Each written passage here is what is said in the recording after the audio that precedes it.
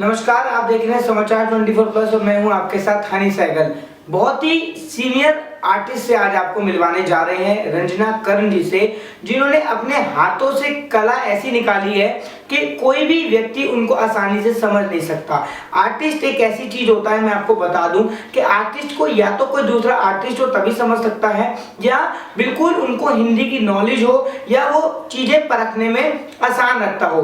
क्योंकि आर्टिस्ट जो बनाता है वो अंदर से फीलिंग्स, इंटरनल फीलिंग्स निकालकर वो एक हाथ का चित्र माइंड से लेकर एक प्लेन पेपर पर या एक सामने फ्रंटेड बोर्ड पर वो रूबरू कराता है। और बहुत से बड़े बड़े आर्टिस्ट इस दुनिया में हैं जिनकी पेंटिंग्स लाखों करोड़ों में बिकती है, लेकिन उन लोगों को लोग जानते हैं। और ऐसे आर्टिस्ट जो घर बैठकर फ्री सेवाएं लोगों के लिए, वॉल पेंटिंग्स हो गई, डिजाइन्स हो गए, हैंकरचीफ्स, हैंकी जिसको आप रुमाल बोलते हैं, उनके ऊपर कलाकृति करते हैं, तो ऐसे आर्टिस्ट तक कोई अभी तक नहीं पहुंच पाया। लेकिन समाचार 24+ की टीम आज रंजना कर्ण, दिल्ली की, जो कि मशहूर आर्टिस्ट हैं, बहुत से अवार्ड भी इन्होंने जीते हैं, उनके घर आ पहुंची है और खास बात करेंगे, दिखाएंगे भी आपको किस तरह से लाइव स्केच आर्टिस्ट के द्वारा बनाया जाता है। रंजना जी, बहुत बहुत स्वागत।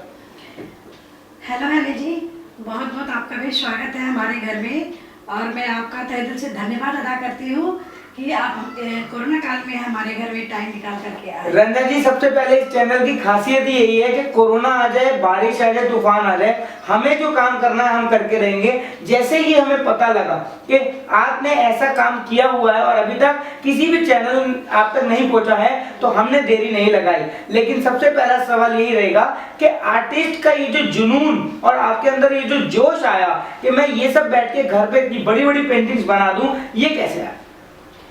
ये मेरा बचपन का शौक है। मैंने जब वेस्ट मटेरियल को जब देखती थी तो मुझे ऐसा लगता था कि ये बेकार में फेंक देते हैं, कचरे के डब्बे में डाल देते हैं, तो क्यों ना मेरे दिमाग में क्रिएटिव माइंड मतलब चलता रहता था कि इसको कुछ नया करके दिखाना चाहिए, कुछ नया करना चाहिए। तो ये शौक में मतलब अंदर ही अंदर पालती थी और मैं इसको आगे बढ़ाना भी चाहती थी। एक आर्टिस्ट की डेफिनेशन आपके अकॉर्डिंग क्या होती है? मैं तो ये समझता हूँ कि आर्टिस्ट जो अपने बनाता है, जो सामने उतारता है माइंड का चित्र, वो माइंड की जो इंटरनल फीलिंग्स होती है वो देख के उतारता है। तो मेन आपसे ये है कि आप किस बैकग्राउंड में, किस लाइन पे काम करते हो? इमोशनल लाइन पे काम करते हो, फनी, कॉमेडी, कोई किस बीट पे आप पेंटिंग बनाते हो? देखिए हनी जी, पहली बात तो ये है, आर्टिस्ट की परिभाषा मेरी नज़रों में, अगर मेरे नज़रिया से आप अगर आर्टिस्ट की परिभाषा देखें तो वही होता है जो अपनी दिल की भावनाओं को अपने पेंटिंग में उभार के रख दे, है ना। तो अगर कोई आर्टिस्ट अपने मतलब दिल में कुछ ऐसी भावनाएं, कुछ ऐसा इमोशंस रखते हैं, हाँ, जिसको वो उजागर बोली के द्वारा नहीं कर सकते, तो वो या तो लिख के करते हैं, या पेंटिंग के द्वारा करते हैं, या कुछ कलाकृति के द्वारा करते हैं।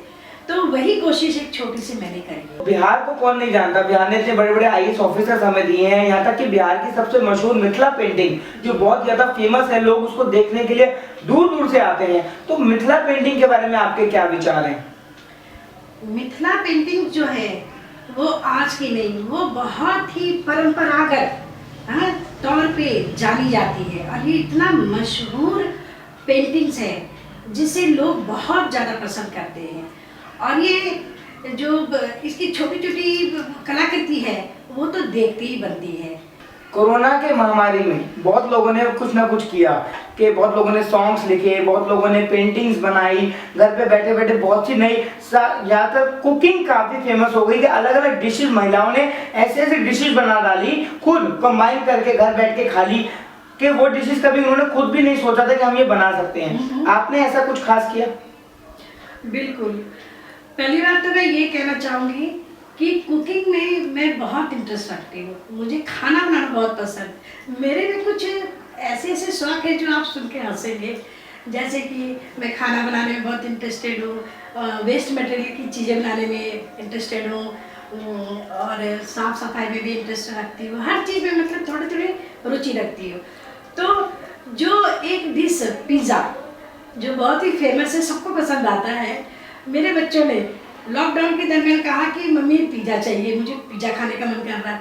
तो मैंने YouTube के चैनल से पिज़्ज़ा की रेसिपी पढ़ के अपने घर में कई बार पिज़्ज़ा बना डाला और मेरे बच्चों को भी पसंद आया और इवन मेरे पति को भी पसंद आया। रंजना जी ने कभी आज तक पिज्जा नहीं बनाया था, लेकिन इन्होंने YouTube के माध्यम से वीडियो देखकर पिज्जा बना डाला।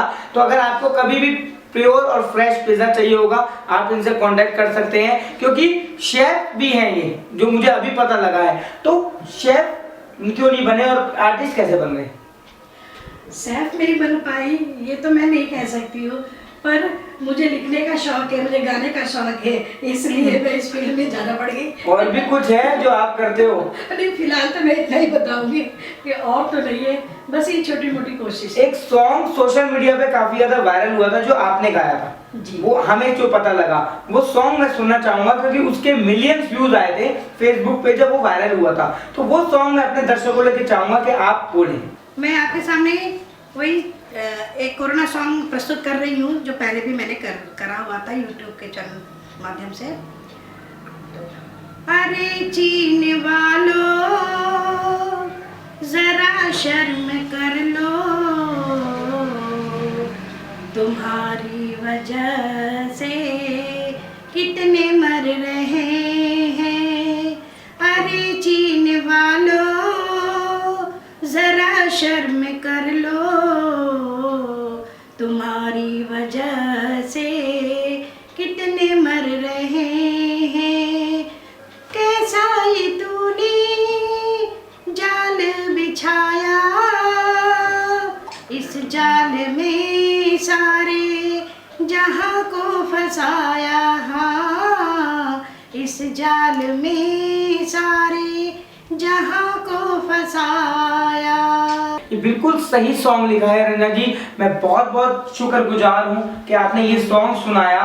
बहुत कुछ सीखने को मिला इससे, लेकिन मैं अभी भी आपको कह रहा हूँ, अभी भी लोग नहीं मान रहे। बात तो सही है कि लोग बात नहीं मान रहे, लेकिन हमारे देश के जो प्रधानमंत्री माननीय नरेंद्र मोदी जी, इन्होंने लॉकडाउन के ऊपर जितनी भी सावधानी बरतने को कही है, ये लोगों को मानना चाहिए। ठीक है ना, कहते हैं ना कि घर में रहो सुरक्षित रहो। ये एक कोटेशन बहुत ही लाजवाब है और इसी से हमारी जिंदगी बच सकती है। आपके साथ कौन कौन रहता है फैमिली में, क्योंकि आपकी भी एज काफी है और आप पेंटिंग्स वगैरह बनाते रहते हो। तो सबसे पहले, क्योंकि मोदी जी ने जो बोला था कि 50 से अबव उनको खासकर ध्यान रखना है। जी, मैं बहुत अपने आप पर ध्यान देती हूँ, क्योंकि एक तो मैं बाहर बहुत कम निकलती हूँ, जरूरत हो तभी निकलती हूँ, अदरवाइज मैं घर में रहती हूँ। इसके अलावा मैं गर्म पानी का भी सेवन करती हूँ, कुछ ऐसे हर्बल्स है उसका भी इस्तेमाल करती हूँ। और शरीर तुलसी जो कि हमारे शरीर के लिए बहुत फायदेमंद है, इन सब का सेवन करती हूँ, जिससे मेरे शरीर में स्फूर्ति बनी रहती है। क्या संदेश रहेगा आपका देशवासियों को, और खासकर जो सिंगिंग आप करते हो, और लोगों तक किस तरह से मैसेज आप पहुंचाना चाहोगे कि खासकर कोरोना वायरस में अंदर रहें, और एक आर्टिस्ट की क्या परिभाषा होती है, और जो आर्टिस्ट लाइन में आना चाहते हैं उन लोगों को क्या मैसेज रहेगा? देखिए हनी जी, मैं तो यही कहना चाहूँगी कि आर्टिस्ट, अगर किसी के दिल में आर्टिस्ट नाम का बीज पनप रहा है, तो वो अपने को उभारे। ठीक है, अपने को कैद ना करे, अपनी इच्छाओं को ना मारे। ठीक है, जो भी वो चाहते हैं अपनी लाइफ में करना, तो उसमें भरने की कोशिश करें। और दूसरी बात ये है कि हमारे देश के लिए मैं अपने गाने के माध्यम से मैं उन लोगों को ये समझाना चाहती हूँ कि कोरोना को कुछ ऐसा वैसा मत समझना। कोरोना एक ऐसी भयंकर बीमारी है, ऐसी महामारी है जो हमारे साथ ही कई सालों तक साथ चलने वाली है। कहने का मतलब ये कि हम और कोरोना, हाँ, ये साथ बैलेंस बना के चल रहे हैं, लेकिन हमें ये संदेश देना है देशवासियों को, लोगों को, कि हमें आगे बढ़ना है, कोरोना को हराना है।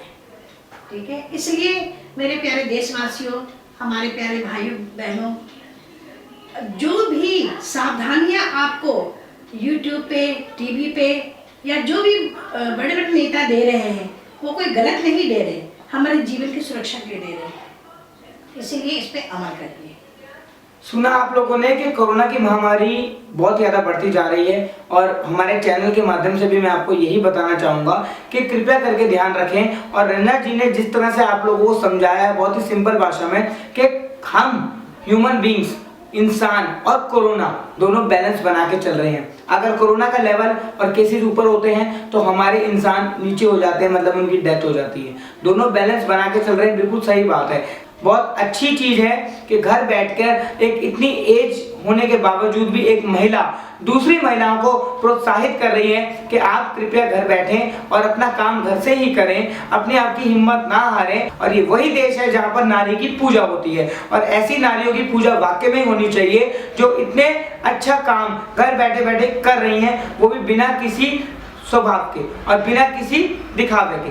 आगे की तमाम खबरें और जानकारी के लिए बने रहिए हमारे साथ और देखते रहिए समाचार 24 प्लस।